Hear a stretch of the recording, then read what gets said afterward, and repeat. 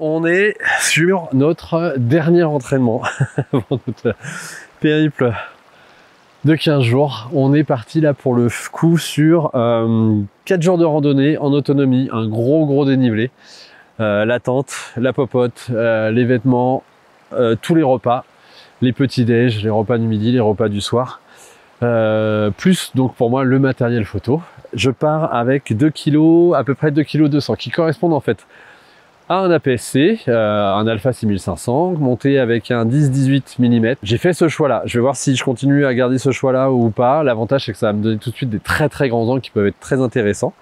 À ça j'ai ajouté un petit filtre polarisant et un filtre ND. Le filtre ND qui va me permettre notamment de faire des pauses longues, que ce soit pour les éventuels lacs, rivières, cascades, voilà, pour avoir des effets graphiques intéressants, mais aussi par exemple si j'ai des chemins et des perspectives que je trouve intéressantes, eh bien en faisant des pauses longues sur ces chemins-là, s'il y a des personnes, d'autres randonneurs, ce qui sera le cas dans nos 15 jours de périple, eh bien je pourrais potentiellement soit les atténuer en mode fantôme, soit carrément les faire disparaître par rapport à la durée du temps de pause. Voilà, tout simplement.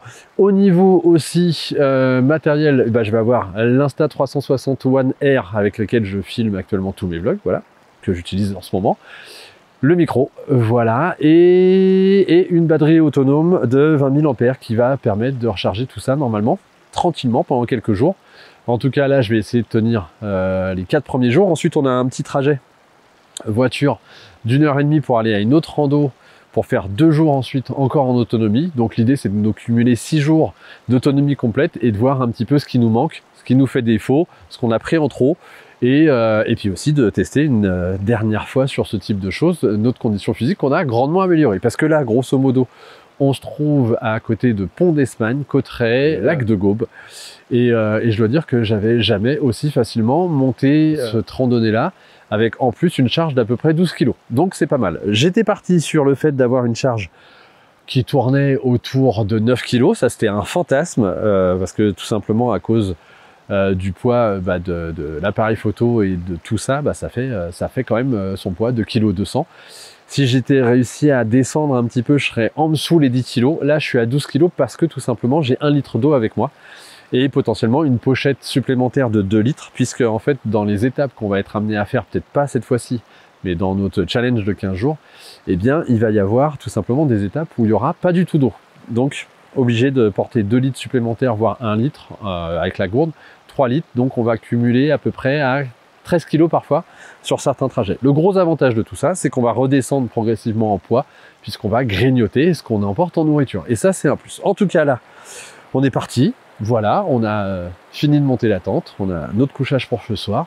Moi, je vais regarder un petit peu ce que l'environnement donne, savoir si je fais un petit time-lapse par rapport tout simplement aux nuages et à la brume qui est en train de nous environner depuis tout à l'heure. En tout cas, bienvenue dans ce nouveau vlog, cette nouvelle aventure, et logiquement, j'espère qu'on va pouvoir créer pas mal de visuels intéressants, et ce qui va nous permettre de valider un petit peu notre condition physique sur le challenge qui nous attend.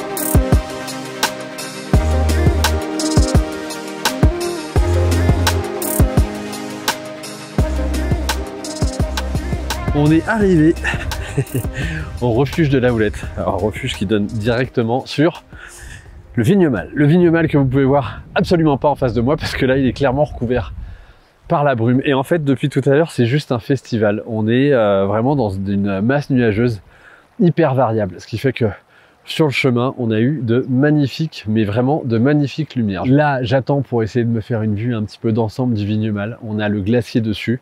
On a des effets de brume qui viennent se poser dessus. Mon idée, ça serait d'avoir un petit peu de brume, les sommets un petit peu dégagés, voilà, découvrir un petit peu tout ça, l'imaginer, voire peut-être même bien le percevoir. À voir, je vais me faire une série de photos en fonction de, voilà, de la variation de la masse nuageuse. On peut voir là, juste là, clairement à quel point ça circule. Ça va ultra vite, ultra vite. J'ai eu l'occasion de faire un petit timelapse. Je vais peut-être recommencer à faire un autre timelapse là dans quelques instants, le temps qu'on fasse nous notre popote. On va ensuite grimper, je vous montre, on va grimper en fait tout le pierrier qui est en face de nous là, pam pam pam pam pam, pour passer derrière le col, pour redescendre, pour repasser un col et ensuite logiquement trouver un petit lac qui va nous permettre de faire notre petit bivouac. Mais clairement aujourd'hui cette variation météorologique c'est juste du bonheur. Au niveau logistique, ça se passe bien, sauf un truc. Je galère avec mon sac à dos, le fait de devoir sortir mon appareil photo, ranger mon appareil photo, ça me prend un temps fou, ça me gâche même un petit peu l'instant, ça me frustre énormément. Là on peut voir un petit peu le Vignemale qui est en train de se redégager en même temps que je vous parle, c'est juste magnifique. Je vais peut-être refaire un timelapse d'ici. Et en fait, faut que je me trouve un système pour fixer mon appareil photo à l'extérieur, tout simplement parce que j'avais l'accroche Peak Design qui se met au niveau de la bretelle, mais qui me massacre avec le poids de l'appareil photo sur la distance, sur la durée, sur le nombre, voilà, de rebonds, qui me massacre clairement à la clavicule. Alors là, on voit quand même bien les choses. C'est juste splendide. Donc, il me massacre avec la clavicule. Donc, il faut que je trouve un système pour fixer mon appareil photo, de l'avoir en accès facile, en le protégeant malgré tout. Et voilà, c'est juste qu'il faut que j'arrive à réfléchir et à trouver comme solution entre, on va dire, maintenant et notre aventure de 15 jours. Et là, c'est juste splendide. Je pense que je vais refaire un petit timelapse.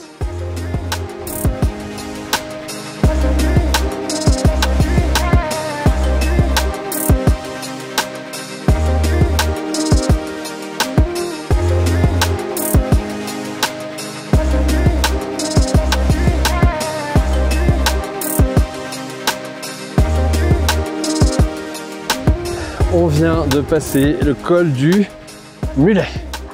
8775 mètres. Heureusement, ils avaient déneigé. Tout va bien. Le problème, c'est qu'il y en a un qui a dû laisser la fenêtre ouverte parce qu'il y a un super courant d'air. Voilà, on a failli perdre les casquettes. Logiquement, dans notre tracé, on va pas redescendre cette magnifique vallée qui doit être vraiment, mais vraiment splendide. Splendide l'hiver. Je veux dire, quand elle doit être toute immaculée, toute blanche, toute pimpante.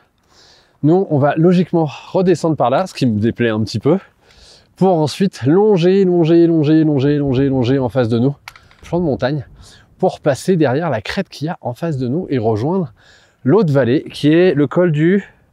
d'Arati. Le col d'Arati. Voilà, heureusement j'ai ma montagneuse avec moi, donc c'est cool. On va se faire une petite pause. Je dois dire que là, du refuge, ça grimpait bien. Je suis content d'avoir atteint ce point de vue là. Petite pause, peut-être une petite photo, on va voir. J'aime bien, vraiment bien les formes en face. Tout à l'heure en montant, on a un petit peu sursauté. On a entendu le glacier du Vignemale bien craquer, mais vraiment bien craquer. Alors quelque part, c'est un événement, je dirais, qui est surprenant et limite, waouh, ça donne le sourire à entendre. Inconvénient, c'est quand on regarde le glacier, ça prouve qu'il y a une grosse fonte. Et donc, le réchauffement climatique fait son travail, hélas. Et je pense que d'ici quelques années, très peu d'années en fait, eh bien, le glacier ne sera pas du tout visible puisqu'il n'existera plus.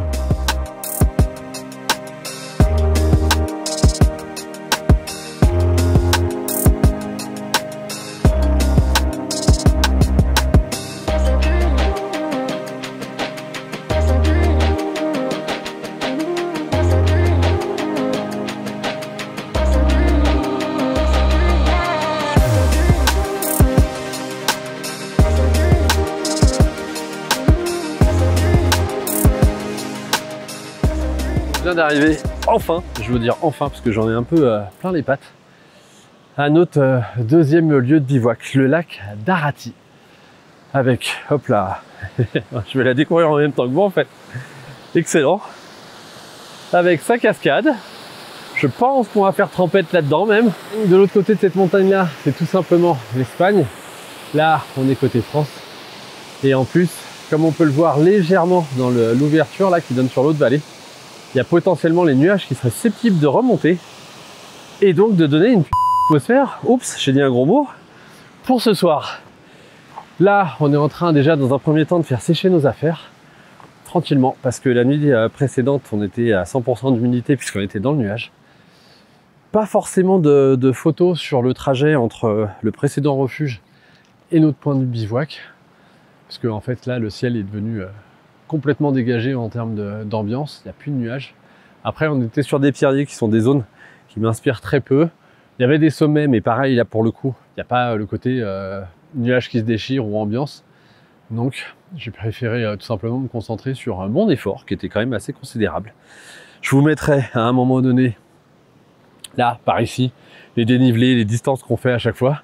Ça vous permettra un petit peu de vous rendre compte de l'avancée. Au niveau appareil photo, il est clair qu'il faut que je fasse quelque chose d'autre malgré tout pour pouvoir profiter, on va dire, de l'appareil photo lors de la randonnée, lorsqu'il y a des ambiances. Donc ça va être notamment le matin et le soir.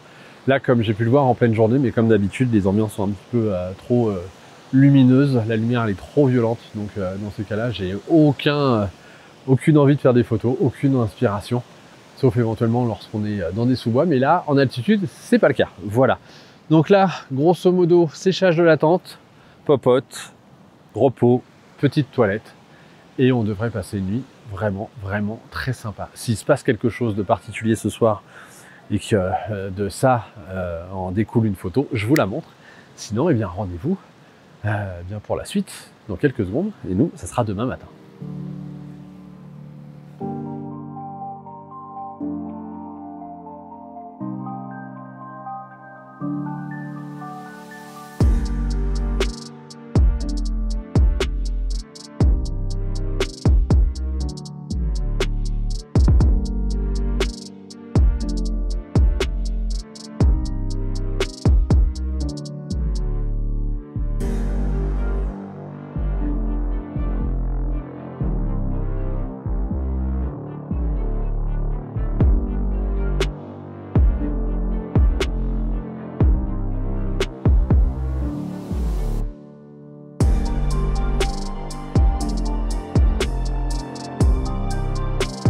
On vient de se faire une sacrée journée, encore une fois. On est parti et je vous montre.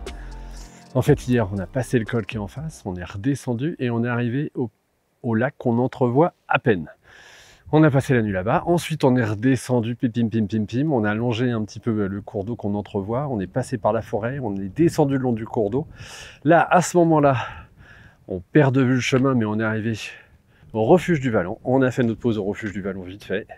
Et ensuite, on a regrimpé pour remonter donc à 2300 mètres sur le bout de petit chemin qu'on entrevoit là-bas pour ensuite réapparaître sur le petit bout de chemin où il y a les gens qui sont en train de descendre pour ensuite disparaître et réapparaître là où il y a encore d'autres personnes qui sont en train de grimper pour nous rejoindre. Voilà. Et là, on va arriver au lac de Ner, bien sûr, au lac de Ner.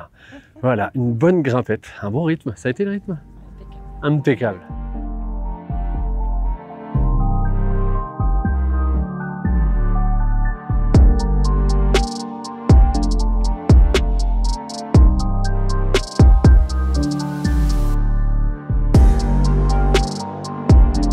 On est en train d'arriver au lac du Pourtet. On va en profiter pour faire une bonne pause.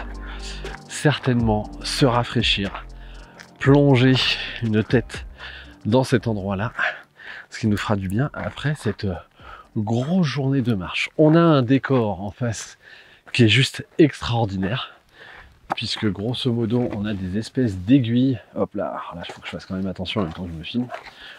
Des espèces d'aiguilles, hop, très sympathiques, qui pourraient être mais vraiment très photogéniques. Donc là, c'est vraiment un spot à retenir, potentiellement y venir l'hiver. Alors là, ça va demander un effort assez considérable. Hop, Désolé pour les bruits de bâton contre la roche, faut bien que je me soutienne.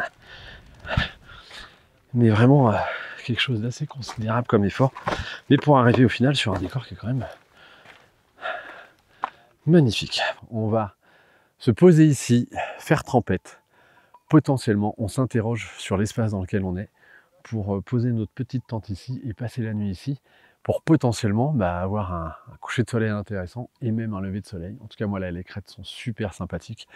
Et en plus, l'idée, c'est que je peux aussi me déplacer jusqu'à un petit peu le rocher là-bas pour avoir un changement d'angle, ce qui pourrait être fort sympathique. Mais déjà, la chose qu'on va s'apprêter à faire, c'est aller se rafraîchir. Peut-être au départ se geler, mais je pense qu'une fois qu'on sera dedans, ça va être bien sympa. Donc, on va tomber les vêtements et on va aller faire tremper là-dedans.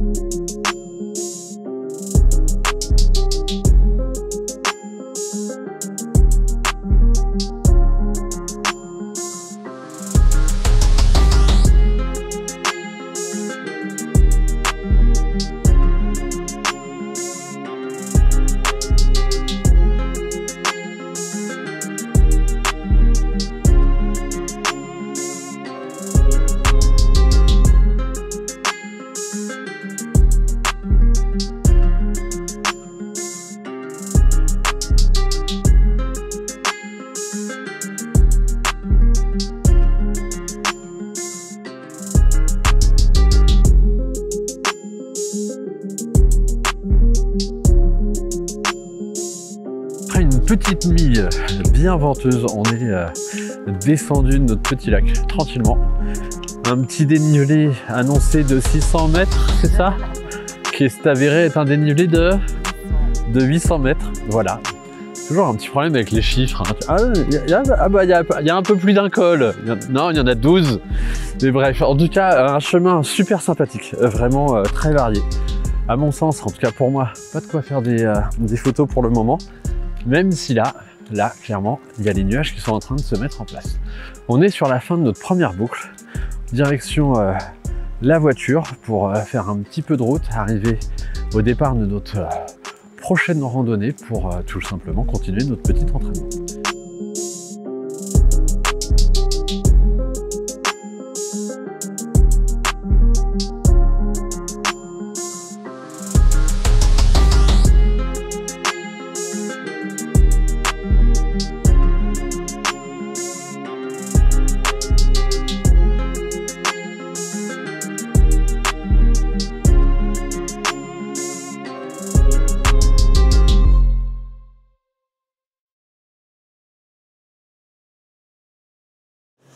Il a évité de me faire bouger ce bras là, c'est ça,